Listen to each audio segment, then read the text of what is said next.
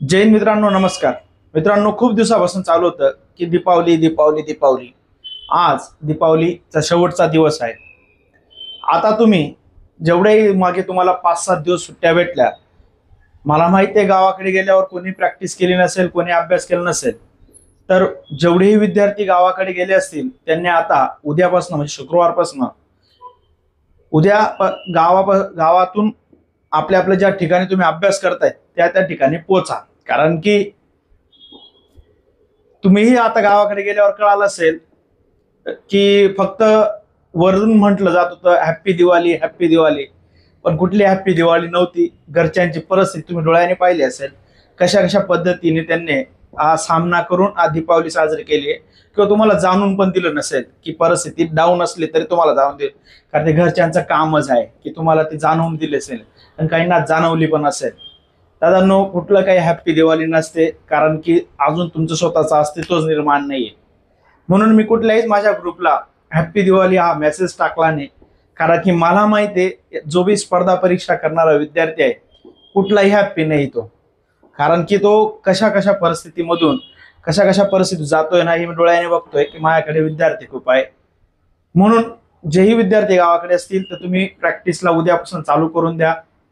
कारण की दादांनो, तुम्ही एवढे दिवसाची मेहनत करून एक 6-7 दिवसात बऱ्यापैकी दिवस आलेत हे मलाही माहिती आहे, पण आता तुम्ही जास्त दिवस न जाता स्टार्ट करून द्या. कारण तुम्हाला हा अजून एक मोठा गैरसमज तुमचा दूर करतो.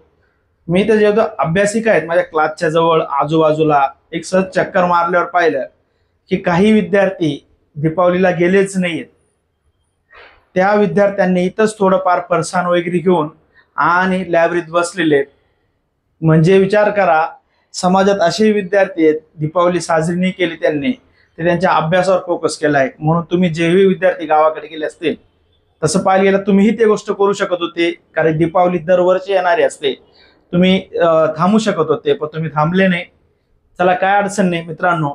आता तुम्ही जेवढे विद्यार्थी गावाकडे असणार लवकरात लवकर पोहोचा आणि अभ्यास स्टार्ट करा. कारण की हे पुढचे 3 दिवस जरी तुम्ही टाइमपास केला तरी तुमचा एक दिवस तुमचा 10 दिवसाचा अभ्यास घेऊन जात असतो. असे 3 दिवस जर तुमचे 30 दिवस म्हणजे 1 महिना दिवस परत तुम्ही चालणार मागे पडणार. तर तुम्ही जेही विद्यार्थी असतील उद्यापासून प्रॅक्टिस करा. काय हॅप्पी दिवाळी नसते, हे फक्त म्हणायला असतं की हॅप्पी हॅप्पी. बिलकुल हॅप्पी नसते स्पर्धा परीक्षा करणाऱ्या विद्यार्थ्याची. म्हणून कळकळीची विनंती, उद्यापासून स्टार्ट करा. जेही माझे विद्यार्थी असतील तुम्हीही पटकन या, स्टार्ट करा. कारण की त्या जेव्हा आपला क्लास चालू होईल तुम्हाला असं डायरेक्ट नवीन वाटलं नाही पाहिजे की बाबा आम्हाला काहीच कळत नाहीये. म्हणून जेही विद्यार्थ्यांनी उद्या पण सुरुवात केली तर त्यांना क्लास चालू झाल्यावर स्टार्ट म्हणजे काही वाटणार नाही नवीन किंवा खूप मागे पडल्यासारखं वाटणार नाही. एवढंच माझा ग्रुपला मेसेज द्यायचा होता. आपल्या सोशल मीडिया जो प्लॅटफॉर्म आहे, यूट्यूब असेल, इंस्टाग्राम असेल, फेसबुक असेल, यांना पण, कारण की शेवटी कसं असतं, माणूस चुकत असतो, कोणतरी सांगणारा पाहिजे. कारण की जरी कितीही हुशार असला आणि जर मार्गदर्शन नसेल तो विद्यार्थी मागे पडत असतो. म्हणून माझ्या विद्यार्थ्यांना आता दीपावली संपवलेली आहे, आता तुम्ही उद्यापासून तयारी करा, हीच माझी इच्छा आहे. म्हणून जेवढे असतील गावाकडे उद्या लवकरात लवकर पोचा आणि आपण आपल्या तयारीला जोरात लागू.